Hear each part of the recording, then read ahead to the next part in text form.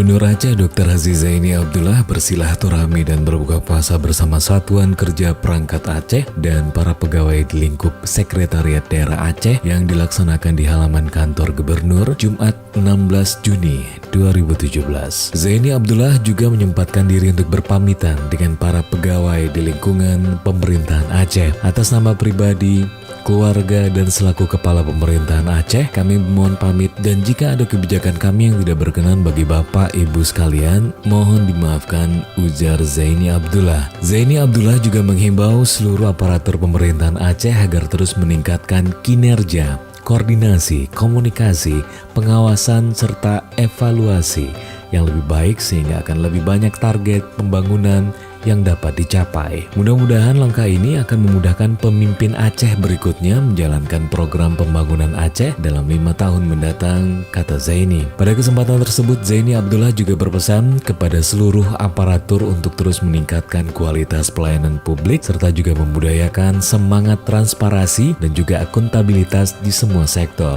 Silaturahmi tersebut juga diisi dengan tausiah yang disampaikan oleh Kepala Dinas Syariat Islam Aceh, Dr. Munawar. Dan dalam tausiahnya, Dr. Munawar menyampaikan keutamaan beribadah dalam bulan suci Ramadan dan malam Lailatul Qadar.